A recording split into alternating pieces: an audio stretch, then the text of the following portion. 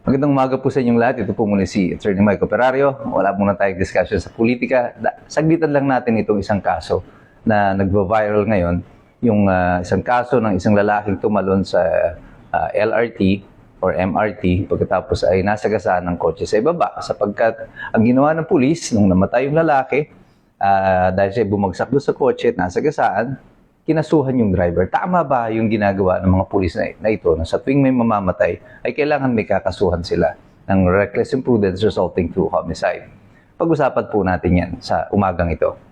Sa aking palagay at sa estado ng batas, mali po ang practice na ito ng kapulisan na sa tuwing may mamamatay, kahit na wala namang kasalanan yung mga driver, ay kinakasuhan nila na parang pakiramdam nila pag may namatay, kailangan may kasuhan.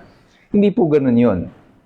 Una, yung kaso po ng reckless imprudence resulting to homicide ay nangangahulugan na yung driver ay hindi nag-exercise o nagsagawa ng kaukulang pag-iingat ayon sa itinatakda ng kanyang responsibilidad bilang isang driver at sa itinatadhana na regulasyon ng batas sa pagdadrive. Ngayon, dahil sa hindi mo pag-iingat, ikaw ay nakadisgrasya, nakapagsanhi ka ng kamatayan ng ibang tao. So, ito ang mga unang tanong. Una, ikaw ba ay nag-iingat?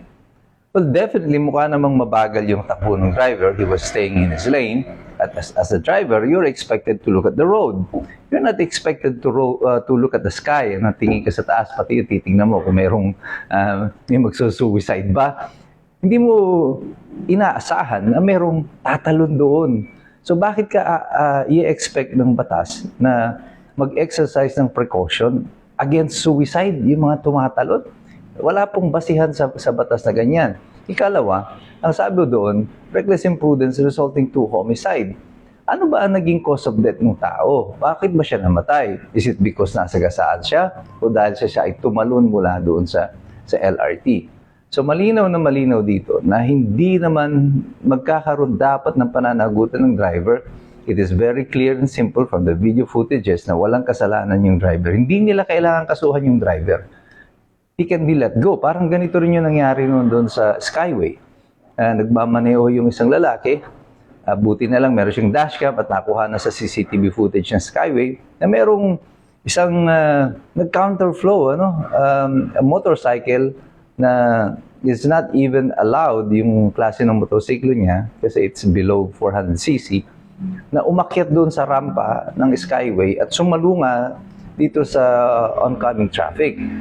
Malinaw na mali yung nagmumotorsiklo at saka ang bilis-bilis ang takbo niya, wala rin yata siyang helmet, hindi allowed yung kanyang motorsiklo doon sa Skyway, and yet, nung namatay yung driver ng motorsiklo, dinitain pa yung driver ng kotse, which is very wrong. Mali po yun kasi wala naman dun sa resulta ng kanilang investigasyon. Malinaw na walang reckless imprudence doon sa parte ng driver. All of the elements of reckless imprudence resulting to homicide is not present. Lalo pa ito, nag-suicide, tumalon na nga eh. So, hindi mo pwedeng sabihin yung pagkakasagasa ng driver sa kanya, ng kotse, ang naging cause of death. Ang cause of death niya, yung kanyang pagtalon mula doon sa LRT. Consequential na lang na nasagasaan siya. Dapat nga dyan, kung tutuusin, ang may pananagutan pa doon sa damage sa sasakyan ay itong nag-suicide. Kaya lang dahil siya ay patay na, wala nang makukolekta sa kanya, hindi na rin siya makukulong. At kung may ari-arian siya, yun na lang ang pwedeng habulin ng may-ari ng kotse. Kung meron man siya na ari-arian na kung saan mahahabol niya yung danyos. At iyan ang estado ng batas. Kaya sinasabi ko sa inyo, alamin ninyo lagi ang inyong mga karapatan, mag-aral tayong lahat sapagkat mahirap makialam ang taong walang alam. God bless you, God bless us all. Mabuhay ang Republika ng Pilipinas.